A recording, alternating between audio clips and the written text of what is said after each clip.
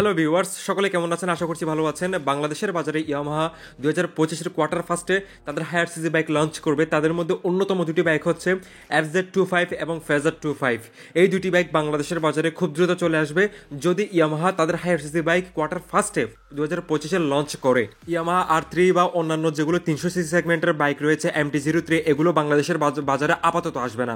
যদি আসে তাহলে FZ25 এবং FZ25ই আসবে। সো আজকে আপনাদের সাথে আলোচনা করব FZ25 বাইকটি নিয়ে। এই বাইকটি ইন্ডিয়ার বাজারেও খুব দ্রুত আবার রিলঞ্চ করবে তাদের কিছু আপডেট নিয়ে। সো বাংলাদেশের বাজারেও এটার পসিবিলিটি খুব বেশি, কারণ বাংলাদেশের চাহিদা শীর্ষে রয়েছে FZ25 এবং FZ25। এই বাইকটি একটি স্পোর্টস টুরার সেগমেন্টের বাইক এবং এটা তাদের জন্যই বেশি ভালো হবে যারা একটু স্পোর্টে ফিল চায়, একটু র পাওয়ার চায়, পাশাপাশি একটা কমফোর্টেবল রাইডিং পজিশনের সাথে কমফোর্টেবলি লং ট্যুর পর্যন্ত এটা কভার করা যায়। সো এই সমস্ত রাইডারদের জন্য FZ25 অত্যন্ত গুরুত্বপূর্ণ এবং অত্যন্ত চাহিদার শীর্ষে রয়েছে। একটি বাইকের মেইন জিনিস হচ্ছে তার ইঞ্জিনের পাওয়ার। এই বাইকটিতে আপনারা ইঞ্জিনের পাওয়ার হিসেবে পেয়ে যাবেন 20.5 PS at the rate 8500 RPM এবং টর্ক হিসেবে পেয়ে যাবেন 20.1 newton meter at the rate 6500 RPM। So মোটামুটি পাওয়ার ফিগার আপনারা ডিসেন্ট পেয়ে যাবেন একটা 250cc বাইক হিসেবে। তাছাড়া ডিজিটাল ইনস্ট্রুমেন্ট ক্লাস্টারও আপনারা পাবেন, LCD কালারফুল একটি ডিসপ্লে পাবেন এবং এটাতে অনেক নিউ ফিচারও অ্যাড করা থাকবে। স্লিপার অ্যাসিস্ট ক্লাস আপনারা পাবেন না। বাইকটি অয়েল কুলিং সিস্টেম ইঞ্জিনের সাথেই আসবে। অয়েল কুলিং সিস্টেম ইঞ্জিন থাকার কারণে লং ডিস্টেন্স কভার করতে কোনো ধরনের প্রবলেম হবে না, খুব কমফোর্টেবলি রাইড করতে পারবেন। তাছাড়া ইয়ামাহার ফেজার সিরিজ এবং FZ সিরিজ কমফোর্টেবল কিং বলা যায়। সো FZ25 এবং FZ25 বাংলাদেশের বাজারে আসলে এটা চাহিদা শীর্ষে থাকবে। ফ্রন্টে LED হেডল্যাম্প এবং পেছনে LED ব্যাক টেইল ল্যাম্পও আপনারা পেয়ে যাবেন, কিন্তু হ্যালোজেন বাল্বের সাথে আপনারা পেতে পারেন এই বাইকটি। যদিও এটা সম্পূর্ণ LED সেটআপে আসলে গ্রাহকদের জন্য আরেকটু ভালো হইতো যারা ওয়েট করতেছে এই বাইকটির জন্য।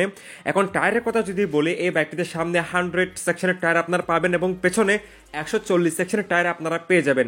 আর এটাতে 5 স্পিড গিয়ার বক্সের সাথে এই বাইকটি আপনারা পেয়ে যাবেন। অনেকেই হয়তো মনে করতে পারে যে FZ25 তো ইন্ডিয়ার বাজারে এখন নাই, এটা বন্ধ রয়েছে, তো এটা বাংলাদেশের বাজারে কিভাবে আসবে? আসলে না, এটা ইন্ডিয়ার বাজারে রিলঞ্চ করবে, কারণ এটার যে একটি সেগমেন্ট, এই সেগমেন্টটা ফিল আপ করার জন্য FZ25 এর ভূমিকা অত্যন্ত গুরুত্বপূর্ণ এবং বাংলাদেশেও এটার যথেষ্ট চাহিদা রয়েছে।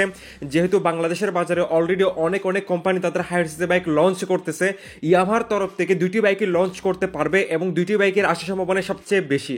সেটা হচ্ছে FZ250 এবং FZ250। আমি বারবার বলতেছি এই দুটি বাইকই ইয়ামাহার তরফ থেকে বাংলাদেশের বাজারে হায়ার সিসি বাইক হিসেবেই আসবে। এবং ব্রেকিংয়ে আপনারা এখানে বাইবারের ক্যালিপারের সাথে সিঙ্গেল চ্যানেল ABS পেয়ে যাবেন এবং 286 মিলিমিটারের আশেপাশে একটি বড়সড় ডিস্ক আপনারা পেয়ে যাবেন।